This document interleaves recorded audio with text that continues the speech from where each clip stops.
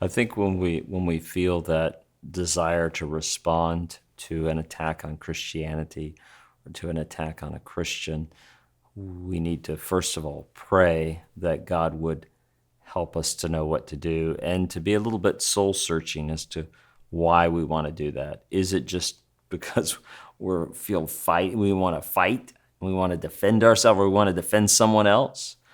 Are we really concerned for the glory of God and what's true about Him? Are we afraid they're going to come after us and we're defending ourselves? Or is it probably realistically some mixture of those things, and difficult to discern many times what motivates us?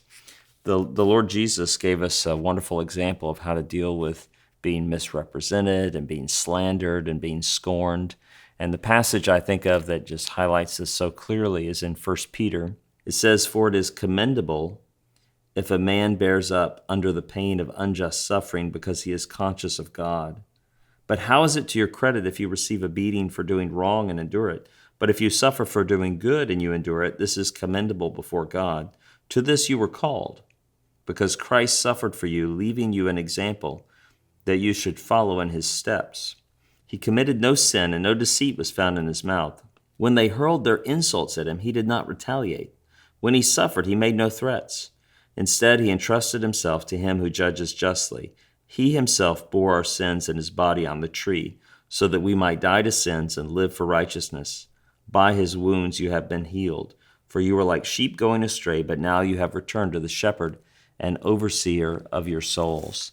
So I do think many times the proper response is not to retaliate and not to defend yourself. An old wise pastor, he was telling me how he had been unjustly accused and slandered, and he said, "I don't respond, Rob, because number one, my friends don't need me to defend myself, and number two, my enemies won't believe it when I defend myself." So I thought there was some wisdom in that. There are many things in the Bible about our enemies, and Jesus tells us to love our enemies and to pray for them and to do good to them. So if people are attacking Christians, attacking us, that means we should be praying for them. We should seek opportunities, if it's someone in your vicinity, to do good to them, to bless them and not to curse them in return. I do think there are situations, we look in the book of Acts, for example, and you see there are situations where the environment is extremely hostile to the Christian spokesperson, someone speaking, coming into a new city or standing up to speak in Jerusalem. And there is a place to be extremely brave and to take the suffering that comes from speaking out for God. So I'm not saying that we always, if there's an attack on Christianity, that you always just take it and don't say anything. Sometimes you just need to be more clear about it and take the consequences, even if they're, that says here, beating. Very few Americans have ever suffered beating for their faith, right? They just generally might be called a name, or they might find there's economic consequences at their work, but at least to this point, they haven't experienced physical suffering. Another thing that you can think about is if this is a little bit more personal and not just in the media. In other words, you know someone, or you know an institution locally, a church or a person that's being attacked for a righteous stance, is to reach out to them and to communicate your love and support for them. So it's a church maybe that's being attacked for having said something biblical about some social issue, not trying to draw fire, not trying to fight, but just being biblical. Maybe someone took something from their business meeting and put it in the newspaper, and now they're attacking them. It's just to communicate personally by letter, by email, by a quick call, and say, "Hey, I want you to know you're hearing a lot of criticism, but I just want you to know I'm thankful for you guys standing up for biblical truth. I'm thankful for the way you've responded to this with a loving and clear statement of biblical truth." So we can love those who love the people and the institutions that are being wrongly attacked.